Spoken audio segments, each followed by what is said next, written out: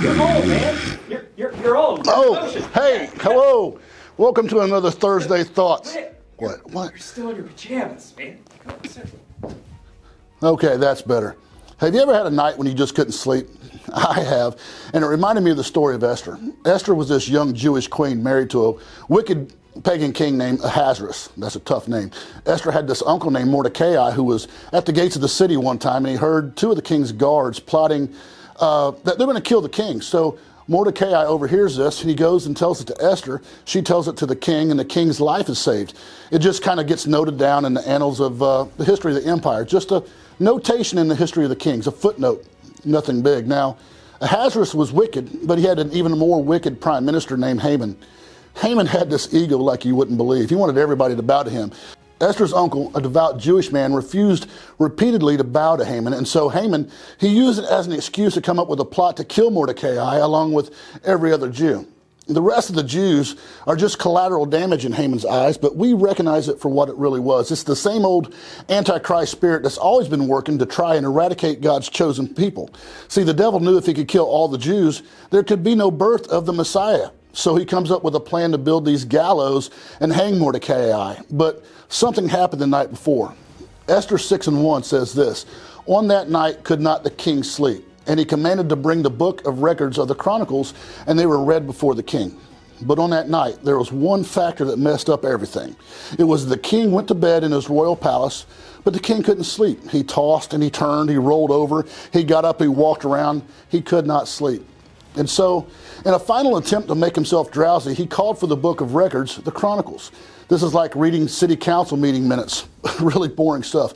Good plan, really, if you're unable to sleep. So he gets the scribe to come in and begin reading this history to him.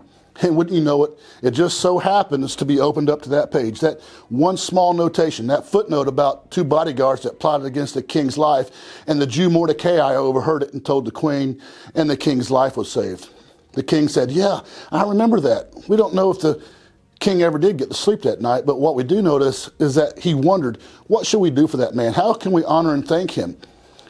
Just a few hours later, Mordecai is honored, and Esther finally works up the courage to look right in the face of Haman, to point her finger in his face and tell the king, "This is the man that wants to destroy my people, and if it destroys the Jews, I will be killed also." And so it all turns around, and Mordecai is honored, and Haman is now the victim. It only took a few hours, and the entire plot of hell is thwarted. The extermination of the Jews, the prevention of the Messiah, it's all defeated simply because the king couldn't sleep. We don't know why he couldn't sleep. Maybe it was because of something internal. You've all heard of insomnia. There's all types of causes. You have so many worries and concerns, and you're this type A personality, so you're a planner down to the tiniest detail, and you just can't let it go, or it's something external. It could be sickness in your body, congestion, or you can't breathe, or it could be a situation in your family. Your kids are running wild. It's either internal or external. One commentator had this theory. He said maybe it was Haman. Maybe, just maybe, since he was the prime minister and he lived next to the king, maybe it was the noise of the gallows being constructed that kept the king awake. I sure hope that's true. I want to find out for sure when I get to heaven, because if that's true, that would be just so cool. But we can't prove that. But for whatever reason, the king could not sleep. The next morning, regardless, it was all turned around. Now, I didn't really come to talk to you today about a 2,600-year-old story. I came to talk to you about you and your family and your needs and your concerns and your worries, because it can all begin to get so dark and so messed up in life. Problems pile on, and you just get through one problem and another one piles on. It seems like evil is winning, and the night is dark, and it's just awful. And you go to bed and you can't sleep. Really though, you're dreading the dawn. You're dreading the decisions to be made. You're dreading the doctor's appointment. You're dreading the conversation with a particular person, because the last one went so bad. You don't think it could ever be fixed. It's just dark. But there's one other scripture I'd like to give you. This one comes from the book of Psalms 121:3. "He will not suffer thy foot to be moved. He that keepeth thee will not slumber." It's not that he can't go to sleep. It's that he won't go to sleep. The king that we serve, he has intentional insomnia when it comes to you. While you lay down your head and the tears are running down the sides of your face and soaking your pillow, while you're shaking with each step as you walk into the doctor's office, can I just tell you that while you're sliding into issues and sliding into problems and sliding into all kinds of stuff that's hurting you, I want you to know the king can't sleep.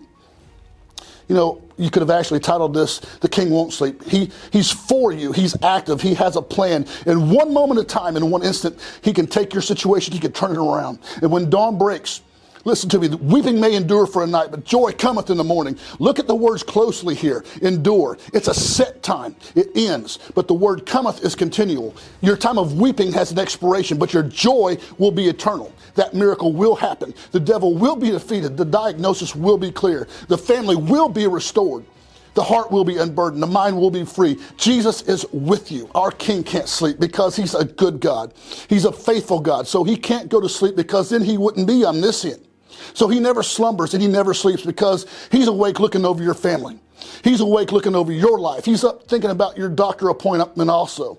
He's awake thinking about what he's going to do to restore your family. He's up too because our King won't sleep. He's pacing the floor with you. You're the apple of his eye. He wants nothing but the best for you. He will not sleep. He will not slumber. He's ever present and all knowing, and he's never going to sleep on you. He's got a plan. I apologize. This was a little long and not real deep or real profound, but it was on time for someone. Someone needed this today. It might not be you now, but sooner or later you will need this, and I hope you can pull it from it. And I hope you can pull from it and remember this. Psalms 121 and 2. My help cometh from the Lord, which made heaven and earth. He will not suffer thy foot to be moved. He that keepeth thee will not slumber. Behold, he that keepeth Israel shall neither slumber nor sleep. The Lord is thy keeper. The Lord is thy shade upon thy right hand. The sun shall not smite thee by day, nor the moon by night. The Lord shall preserve thee from all evil. He shall preserve thy soul. The Lord shall preserve thy going out and thy coming in from this time forth and forevermore. God bless you, and thank you once again for joining us.